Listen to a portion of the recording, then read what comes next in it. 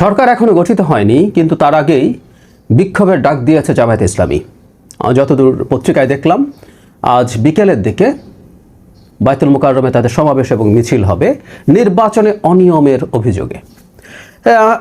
কেন জামাত এটা করছে বা তাদের 11 দলীয় জোট, সেটা একটু কারণ খোঁজার চেষ্টা করব। এর মধ্যে একটা কারণ আছে খানিকটা পলিটিক্যাল, সেটা ভালো, আমি আশা করি, অনুমান করি, বা আমার অনেকটাই কনফিডেন্ট যেটা কোনো ষড়যন্ত্রের অংশ না দেশকে ডিস্টাবিলাইজ করার। অবিশ্বাস্যভাবে জামায়াতের আমির, আমি পত্রিকায় এটাও দেখলাম যে তিনি একটা স্ট্যাটাস দিয়েছিলেন যে এখানে যে নির্বাচনে ফলাফল হয়েছে সেটাকে স্বীকৃতি দিয়ে, কিন্তু তারপর নাকি ওই পোস্ট আবার তিনি ডিলিট করে ফেলেছেন। অবশ্যই এবার তার ফেসবুক আইডি হ্যাকট্যাগড হয়েছে, এরকম কিছু বলেননি। তারপরে স্বীকৃতি দেয়া নিয়ে প্রশ্ন আছে। এখন প্রশ্নটা যেটা করছিলাম শুরুতে, আসলে কেন জামায়াতে ইসলামী এই কর্মসূচিটার ডাক দিয়েছে, আমি মনে করি এটা আসলে তাদের জন্য দরকারও ছিল। কিছু বক্তব্য, তারা নির্বাচনে কারচুপি হয়েছে, ইঞ্জিনিয়ারিং হয়েছে, 33টা না কয়টা কেন্দ্রে, মানে একটা সংখ্যা বললে কিন্তু ক্রেডিবল মনে হয়, তার সংখ্যাটা 33, মানে রাউন্ড ফিগার না, তাতে মনে হবে যে এটা খুবই জেনুইনলি ওয়েল রিসার্চড একটা কিছু। তো এটা তাদের আসলে দরকার ছিল, এবং এই বিক্ষোভটাও দরকার ছিল। কারণটা অনুমেয়। আমি নির্বাচনের আগে অনেকবার একটা কথা বলেছি, জিনিসগুলো মিলে গেল, তাই আবার একটু স্মরণ করিয়ে দিতে চাই।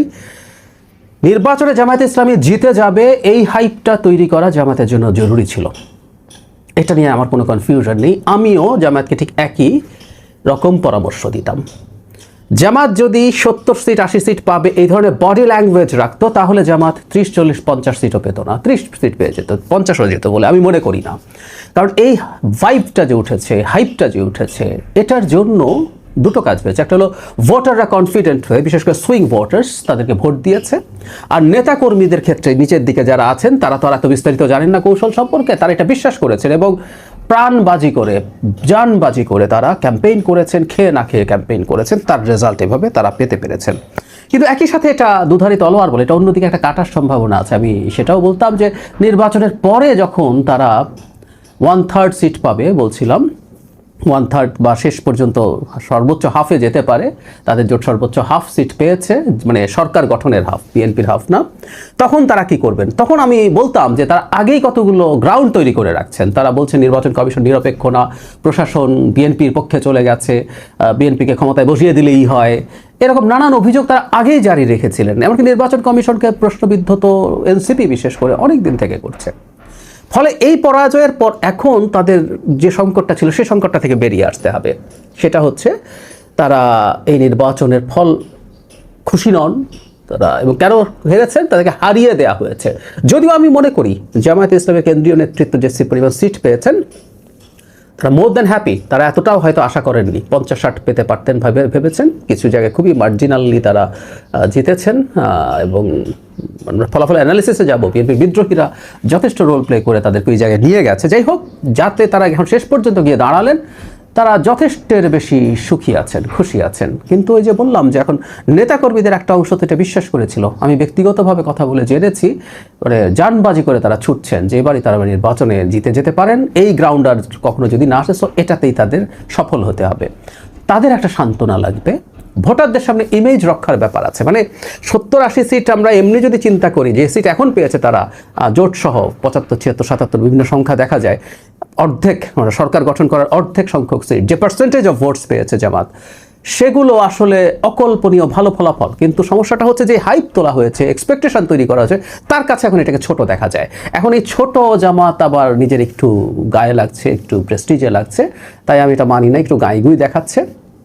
এটা জাস্ট এক ধরনের প্রতীকী প্রতিবাদ বা বিক্ষোভ বলে আমি মোটামুটি কনফিডেন্ট, বা প্রায় পুরোটাই কনফিডেন্ট। আমি আশা করি জামায়াতে ইসলামীরা নেতৃবৃন্দ কোনোভাবে হঠকারী কিছুতে পা দেবেন না। মানে এখন এটা ধরে এরপর এটা কন্টিনিউ করে যাব, আমার মনে হয় না এটা তারা করবেন। এটা তাদের জন্য খুবই বাজে ব্যাপার হবে। যে গ্রাউন্ড তারা পেয়েছেন, যে ফাউন্ডেশন তারা পেয়েছেন, এটার মধ্যে দাঁড়িয়ে তারা খুব ভালো রাজনীতি করতে পারেন। তার রাজনীতিকে যারা জামায়াতের এই আইডেন্টিটি পলিটিক্সের বিরুদ্ধে আছে, বা ভণ্ডামোর পলিটিক্স, ওনারা ট্রুলি আইডেন্টিটি পলিটিক্সও করেন না, ওনারা এক ধরনের ভণ্ডামো করেন, মুনাফিকি করেন, সেটার বিরুদ্ধে যারা আছে তারাও রাজনৈতিকভাবে সেটা ফাইট করার চেষ্টা করবে। সুতরাং এইটা নিয়ে তারা হঠকারি করবে, হঠকারি তারা চালিয়ে যাবে, কন্টিনিউ করবে তাদের বিক্ষোভ ইত্যাদি ইত্যাদি, আমি এটা আসলে কোনোভাবেই মনে করি না। সুতরাং এটা নিয়ে খুব বেশি টেন্সড হওয়ার কিছু নাই, জামাতের এই ধরনের একটা বিক্ষোভ করার দরকার ছিল। আরও কয়েকদিন বক্তব্য আসবে, পার্লামেন্টে তারা যাবেন, তো পার্লামেন্টে তারা অংশগ্রহণ করবেন, ভালোভাবেই পারফর্ম করবেন এবং সেখানেও তারা নির্বাচন নিয়ে প্রশ্ন তুলবেন। কোথায় কোন সিল একটা বাইরে পড়েছে, কোথায় কোনখানে এজেন্ট পাওয়ার সিগনেচার ছাড়া গেছে, মানে এত মাইক্রো ইস্যুতে তারা কথাবার্তা বলছেন, সেগুলো বলে যাবেন। আর এমনি আমরা একটা কথা বলি, নির্বাচনী ব্যবস্থায় কোনো না কোনো সমস্যা যদি হয়, প্রসিডিউরালি তারা নির্বাচন কমিশন এবং ফাইনালি কোর্টে গিয়ে তারা এগুলো সুরাহা করতে চাইতেই পারেন, এই অধিকার তাদের আছে। কারণ আমরা মনে করি বাংলাদেশের নির্বাচনী ব্যবস্থা যতটা সম্ভব ত্রুটিমুক্ত করে ফেলা দরকার সেটা করুক, এর বেশি কিছু করবে। তারা পার্লামেন্টেও বলবেন, বেশ কিছুদিন এই কথা বলে বলে তাদের তো এক ধরনের ন্যারেটিভ উৎপাদনের কারখানা আছে, সেটা আছে এবং সেটাকে এস্টাবলিশ করার মতো যথেষ্ট সাপোর্ট সোশ্যাল মিডিয়াতে আছে, সেগুলো তারা চালিয়ে যাবেন। এটা রাজনীতির অংশ। আমি সত্যিই বিশ্বাস করি জামাত ইসলামী স্টুপিড কিছু করবে না, এত স্টুপিড কিছু তারা করার কোনো কারণ নেই, জাস্ট মুখ রক্ষার চেষ্টা করছেন তারা। তার মানে ভাবেন, এখনো সংসদ সদস্যরা শপথ নেয় নাই, তারেক রহমানের সরকারের কাছে ক্ষমতা হস্তান্তর হয় নাই, প্রধান বিরোধী দলীয় যে জোট 40% ভোট পেয়েছে, সে জোট রাজপথে নেমে পড়ছে সোমবার। মঙ্গলবারে সংসদ সদস্যদের শপথ, মঙ্গলবারে সরকারের মন্ত্রিসভার নতুন মন্ত্রিসভার শপথ গ্রহণ নির্ধারিত হয়েছে। বাংলাদেশে জামায়াতে ইসলামী এনসিপির 11 দলীয় জোট কিছুতেই যে নির্বাচনের ফলাফল মেনে নিতে পারছে না, তার প্রমাণ বৃহস্পতিবার নির্বাচনের পর শনিবার দুদিন বাদে জামায়াতের আমির ফেসবুকে পোস্ট দিয়ে পরাজয় মেনে নিয়ে একটা গঠনমূলক বিরোধী দলের ভূমিকা পালনের যে পোস্ট দিয়েছিলেন সেটা সরিয়ে নিয়েছেন। শুধুমাত্র তাই নয়, জামায়াতের আমির ডাক্তার শফিকুর রহমান প্রতিবাদ প্রতিরোধের ডাক দিয়েছেন দেশবাসীর উদ্দেশ্যে। জামায়াতে ইসলামীর তরফে ব্যাপক ইলেকশন ইঞ্জিনিয়ারিং এর অভিযোগ আনা হচ্ছে। 12 ফেব্রুয়ারি নির্বাচনের তারিখ থেকেই জামায়াতে ইসলামী যেমন সোচ্চার, জামায়াতে ইসলামীর চাইতেও বেশি সোচ্চার এই ইলেকশন ইঞ্জিনিয়ারিং এর অভিযোগ নিয়ে জামায়াতে ইসলামীর প্রধান শরিক জাতীয় নাগরিক পার্টি এনসিপি। এর পাশাপাশি তারা সারা দেশ জুড়ে নির্বাচন পরবর্তী সহিংসতায় জামায়াতের নেতাকর্মী এবং এনসিপির নেতাকর্মীদের বাড়িঘর, ব্যবসা প্রতিষ্ঠান ভাঙচুর, অগ্নিসংযোগ, তাদের ওপর হয়রানি, হামলা, নির্যাতনের অভিযোগ আনবার পাশাপাশি ডাক্তার শফিকুর রহমান যখন ফেসবুকে পরাজয় মেনে নেওয়ার পোস্টটি সরিয়ে দিয়েছেন, তার পাশাপাশি তিনি নোয়াখালীর হাতিয়ায় ন্যাশনাল সিটিজেন পার্টিকে ভোট দেওয়ায়, মানে 3 সন্তানের জননী, তিনি এনসিপিকে ভোট দেওয়ায় তাকে ধর্ষণ করা হয়েছে, এই অভিযোগ এনেছেন তার ফেসবুক পোস্টে। এবং ডাক্তার শফিকুর রহমান বলেছেন যে নোয়াখালীর হাতিয়ায় ন্যাশনাল সিটিজেন পার্টিকে ভোট দেওয়ায় 3 সন্তানের এক জননীকে ধর্ষণের যে অভিযোগ উঠেছে তা শুনে আমি হতবাক, স্তম্ভিত।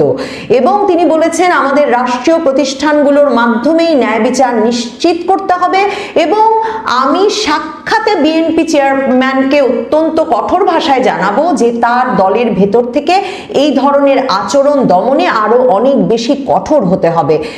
তারেক রহমান জামায়াতে ইসলামী জাতীয় নাগরিক পার্টির সঙ্গে একটা শান্তির সম্পর্ক স্থাপনে, মানে যেহেতু তার বিরোধী দলগুলো যে অশান্ত হয়ে উঠেছেন, এখনো তার বিজয় তারা মেনে নিতে পারেন নাই, সেই বিষয়টা শেষ পর্যন্ত রাজপথে বিক্ষোভ, অশান্তিতে পরিণত হয় কিনা, সংসদে তারা এসে শপথ গ্রহণ অনুষ্ঠান, মন্ত্রিপরিষদের শপথ, এসবগুলোকে মসৃণভাবে হতে দেন কিনা, সেসব নিয়ে যে অস্বস্তি সেটা তারেক রহমানের মনেও আছে। এবং তারেক রহমান আজকে সন্ধ্যায় শফিকুর রহমান এবং নাহিদ ইসলাম এই দুজনের বাড়িতে যাবেন এবং গিয়ে সৌজন্য সাক্ষাৎ করবেন। কিন্তু শফিকুর রহমান তার আগে এমন একটা গুরুতর অভিযোগ ফেসবুক পোস্টে এনেছেন। শুধু তাই নয়, তিনি রীতিমতো বলেছেন যে দেশের বিভিন্ন জায়গা থেকে ভাই বোনদের ওপর বিশেষ দলের যে উচ্ছৃঙ্খল আচরণ, হামলা, ভাঙচুর, অগ্নিসংযোগ, এমনকি 11 দলের প্রতীককে ভোট দেওয়াকে কেন্দ্র করে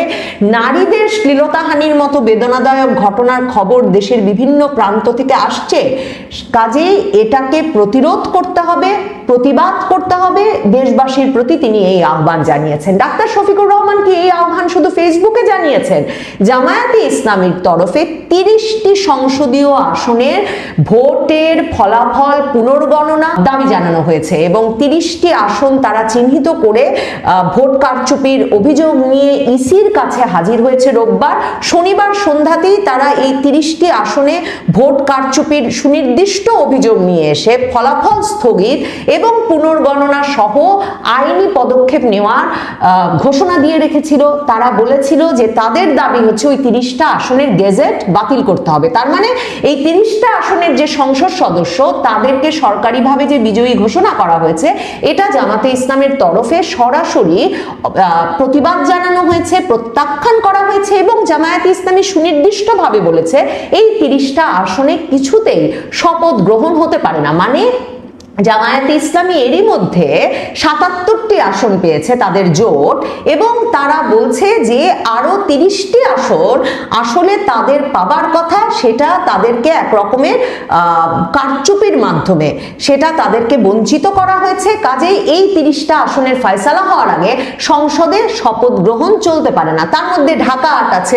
মির্জা আব্বাস নাসিরউদ্দিন পাটোয়ারি, ঢাকারই 3টা আসন আছে, মামুনুল হক ববি হাজ্জাজের আসনটা আছে, ছাড়া এই 30টা আসনকে নিয়ে যে তারা একটা দীর্ঘ পথ পাড়ি দিতে এখন প্রস্তুত হয়েছে তার প্রমাণ সন্ধ্যাবেলা 30টা আসনের বিষয়ে অভিযোগ তুলল জামায়াতে ইসলামী। পরদিন মানে সেদিনই মাঝরাতে জামায়াত আমির পরাজয় মেনে নেওয়ার পোস্ট তুলে নিলেন এবং এখন রোববার দিন জামায়াতে ইসলামী তাদের জোটের নেতৃবৃন্দকে নিয়ে নির্বাচন কমিশনে গিয়ে হাজির হয়েছে প্রমাণাদি সহ এবং এই দাবি সহ যে এই 30টি আসনের ফলাফল স্থগিত করতে হবে, শপথ গ্রহণ স্থগিত করতে হবে। শুধু তাই নয়, যে রাজপথে বিক্ষোভের তারা ডাক দেবেন বলে গত দুদিন ধরে জামায়াতে ইসলামী এবং জামায়াতে ইসলামীর প্রধান জোট শরিক এনসিপি ঘোষণা দিয়ে আসছিলেন, এখন তারা বলছেন তারা নির্বাচনী সহিংসতা বন্ধে সারা দেশে বিক্ষোভ করবেন।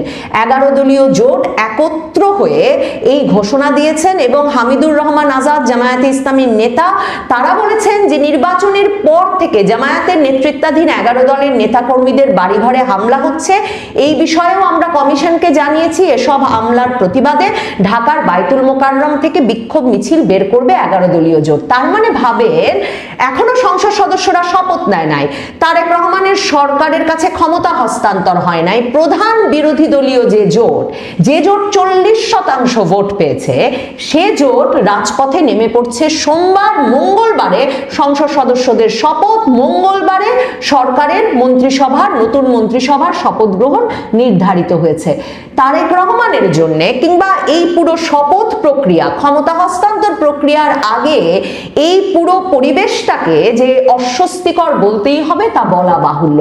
জামায়াতে ইসলামীর সকল প্রতিক্রিয়া স্পষ্ট যে তারা যে অত্যন্ত আত্মবিশ্বাসের সঙ্গে বলে আসছিল যে তারাই সরকার গঠন করবে। এমনকি মনে থাকবে আপনাদের 12 তারিখ ভোট গ্রহণ শেষে বিকালবেলা জামায়াতে ইসলামীর আমির ফেসবুকে পোস্ট দিয়ে বলেছেন যে বিজয় ঘোষণার পর আমরা কোনো মিছিল করব না, স্লোগান করব না, আমরা সেজদায় পড়ব, আমরা শুকরানা আদায় করব আল্লাহর কাছে। মানে জামায়াতে ইসলামী বিজয়ের পর কি করতে হবে তাদের আমির সে ঘোষণা দিয়ে দিয়েছিলেন। জামায়াতে ইসলামীর শরিক এনসিপির নেতা নাহিদ ইসলাম ভোট দিয়ে সংবাদ মাধ্যমের সামনে বললেন আমরা ক্ষমতায় যাওয়ার দ্বার প্রান্তে আছি এবং এরপর ফলাফলে এত ভালো ফলাফল করবার পর যেটা জামায়াতের আমির কিন্তু তার ফেসবুক পোস্টে লিখেছিলেন, দুদিন বাদে যে পোস্টে তিনি পরাজয় মেনে নিতে আহ্বান জানিয়েছিলেন, গঠনমূলক বিরোধী দলের ভূমিকা পালনের কথা বলেছিলেন, যে পোস্টটা তিনি রিমুভ করেছেন সেখানে তিনি বলেছেন যে তারা 4 গুণ বেশি প্রতিনিধিত্ব নিশ্চিত করেছেন জামায়াতের আগের ইতিহাসের চাইতে। এবারের সংসদে 40% ভোট তারা তাদের কাছে নিয়েছেন, 54% পেয়েছে বিএনপি। কাজেই বিএনপিকে 40% ভোটের জামায়াতে ইসলামীকে অবশ্যই গুরুত্বের সঙ্গে বিরোধী দল হিসেবে বিবেচনা করে যে কোনো সিদ্ধান্ত নিতে হবে। তাদের পক্ষে একক সিদ্ধান্ত গ্রহণ সম্ভব হবে না। সেসব বলছেন বটে, কিন্তু মেনে যে নিতে পারছেন না তার কারণ কারণ কি এই যে জামায়াতে ইসলামীর কাছে যে সব তথ্য ছিল, তাদের যে প্রস্তুতি ছিল, তাতে তারা সত্যিই ভেবেছিলেন যে তারাই ক্ষমতায় যাচ্ছেন। বাংলাদেশের অনেক গোয়েন্দা সূত্র থেকে মানে যেসব প্রেডিকশন বা ভবিষ্যৎবাণী বেরিয়েছিল, তার মধ্যেও কিন্তু জামায়াতে ইসলামী মানে 200টি আসনে নিশ্চিত করেছে, এমনকি ভোটার স্থানান্তরের মাধ্যমে, বিশেষ করে ঢাকার 20টি আসনে ভোটার স্থানান্তরের মাধ্যমে তারা নিশ্চিত করেছে বিজয়। সেই খবর কিন্তু বাংলাদেশের গোয়েন্দা সংস্থাগুলোর কাছে ছিল। বাংলাদেশের গোয়েন্দা সংস্থাগুলোর কাছে খবর ছিল যে অন্তত 150টি আসনে জামায়াতে ইসলামী তাদের ভোটার গণনার মাধ্যমে এবং মানে আরো নানা রকম প্রস্তুতির মাধ্যমে, প্রশাসনও তাদের সেখানে পক্ষে থাকায় তারা নিশ্চিত হয়েছে যে অন্তত 150টি আসনে তারা জয়ের কাছাকাছি যেতে পারবে এবং 150টি আসন তারা পেয়ে যেতে পারে। এমনকি মনে করে দেখেন 9 ফেব্রুয়ারি যে দুটো জরিপ বেরোলো, একটা জরিপ যেটা IILD জাগরণ ফাউন্ডেশনের, সেখানে তারা কিন্তু একদম মানে বলল হাড্ডাহাড্ডি লড়াই হবে জামায়াতে ইসলামী এবং বিএনপির নির্বাচনে, এবং তারা বলল যে জামায়াতে ইসলামী যখন 43.9% ভোট পাবে, বিএনপি পাবে 44.1% ভোট, এবং সেই IILD জাগরণ ফাউন্ডেশনের সেই জরিপ অনুযায়ী তারা বলেছিল যে প্রত্যেকটা আসনে কিন্তু তারা জরিপ চালিয়েছিল যে জামায়াত জোট নিশ্চিতভাবে 105টি আসন পাবে। তার মানে জামায়াত কিন্তু কাছাকাছি 40% ভোট পেয়েছে, কিন্তু সেটাকে তারা 100র বেশি আসনে পরিণত করতে পারে না। ভাববার কি কারণ আছে যে প্রশাসন, ইউনূস সরকার, সেদিক থেকেও তাদের কাছে আভাস ছিল যে তাদেরকে যে ধরনের সমর্থন দেওয়া হবে তাতেও তাদের পক্ষে নির্বাচনে জিতে আসা সহজতর হবে, কিন্তু সেই সমর্থনটা প্রশাসনের কাছ থেকে, সেনাবাহিনীর কাছ থেকে, সরকারের কাছ থেকে শেষ পর্যন্ত তারা পান নাই। সেজন্য কি তারা প্রতারিত বোধ করছেন? দেখেন, ইউনূসও কিন্তু অপেক্ষা করেছেন। দুদিন বাদে যখন জামায়াতের আমির পরাজয় মেনে নিয়েছিলেন, তারপরে ইউনূস তারেক রহমানকে অভিনন্দন জানান, তারেক রহমান শফিকুর রহমান নাহিদ ইসলামকে ফোন করেন। তার মানে ইউনূস সরকারের সাথে একটা বোঝাপড়া, যেটা অনেকেই ভাবছিলেন যেটা খুব স্বাভাবিক, যে কারণ ইউনূস সরকার যেহেতু মূলত জামায়াতে ইসলামী এবং নাহিদ ইসলামদের সমর্থনে এবং তাদের আন্দোলনের ফলাফল হিসেবে গঠিত হতে পেরেছে, সে কারণে তাদের যে সমর্থনটা দেওয়ার কথা ছিল, শেষ মুহূর্তে কি জামায়াতে ইসলামীর সঙ্গে কেউ প্রতারণা করেছে? জামায়াতে ইসলামী, এনসিপি যে এই পরাজয় কিছুতেই মেনে নিতে পারছে না। জামায়াতে ইসলামীর সুনামগঞ্জে দাঁড়ানো জামায়াতে ইসলামীর তারকা নেতা শিশির মনির, ব্যারিস্টার শিশির মনির, যিনি নির্বাচিত হবেন, নির্বাচিত হলে আইনমন্ত্রী হবেন, সে নিয়ে জোর আলোচনা ছিল।